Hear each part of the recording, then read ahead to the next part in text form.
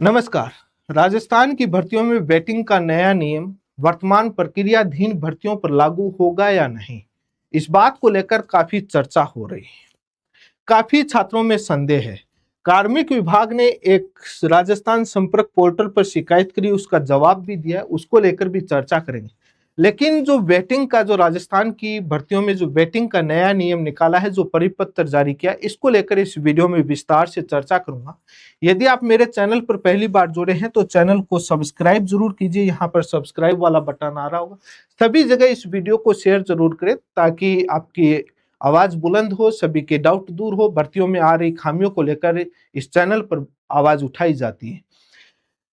ये आपका राजस्थान सरकार ने 4 जून 2026 को परिपत्र जारी किया कार्मिक विभाग ने, और इस परिपत्र को आपने पढ़ा होगा। इसको ओनली जो ऑपरेटिव पार्ट है, लास्ट पैराग्राफ, यहीं से पूरा खेल शुरू होता है। इसको पढ़ना जरूरी है। इसको लेकर के मैं पढ़ता हूं कि अतः सभी नियुक्त प्राधिकारियों को निर्देशित किया जाता है कि आगे से आरक्षित सूची का परिवर्तन उक्त निर्देशों के अनुसार सुनिश्चित करावें।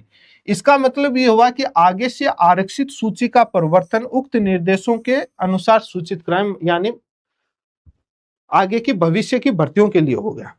किंतु ऐसे प्रकरण जो उक्त स्पष्टीकरण से पूर्व निस्तारित हो चुके हैं को पुनः नहीं खोला जाएगा। यानी जो स्पष्टीकरण से पूर्व निस्तारित, ये जो स्पष्टीकरण आया, इससे पहले जो निस्तारित हो गए, जिनकी वेटिंग लिस्ट जारी हो गई, वेटिंग लिस्ट का ओपिनियन दिया जा चुका, वो प्रोसेस में चल रहा था, उनको पुनः नहीं खोला जाएगा।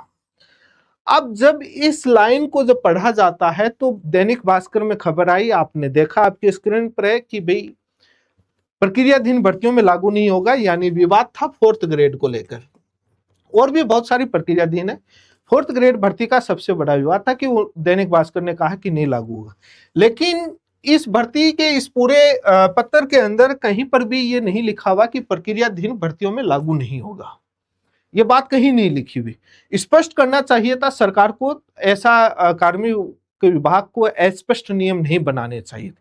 लेकिन जो लास्ट की जो लाइन है, ये क्या कहती, किंतु ऐसे प्रकरण जो उक्त स्पष्टीकरण से पूर्व निस्तारित हो चुके हैं को पुनः नहीं खोला जाएगा।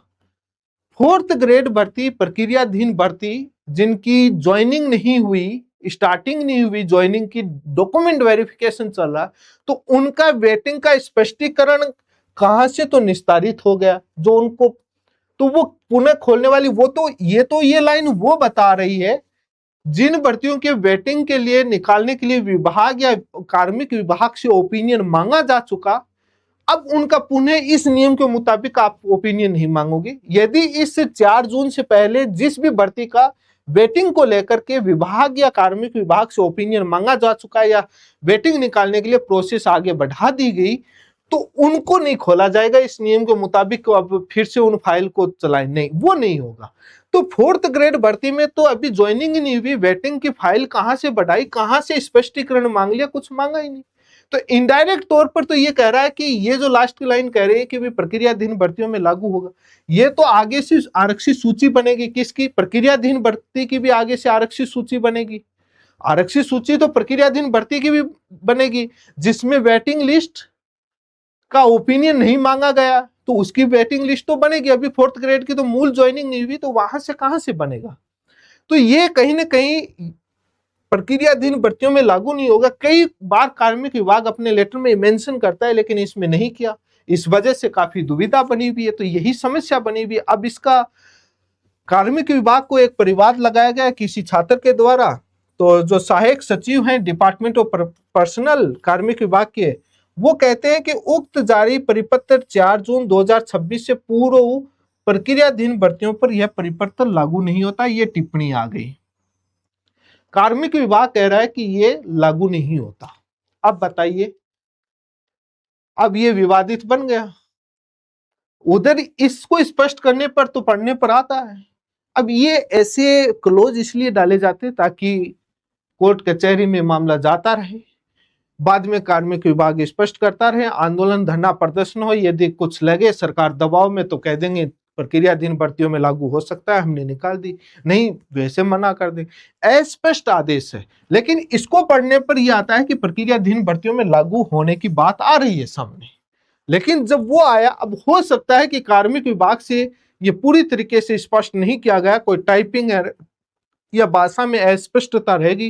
हालांकि उनकी मंशा ये होगी कि प्रक्रियाधीन भर्तियों में लागू नहीं करेंगे, क्योंकि ये जो बता रहा है ये बता रहा है कि हो सकता है उसमें कोई एरर रह गई होगी, लेकिन ये मंशा यहाँ पर जवाब आ गया।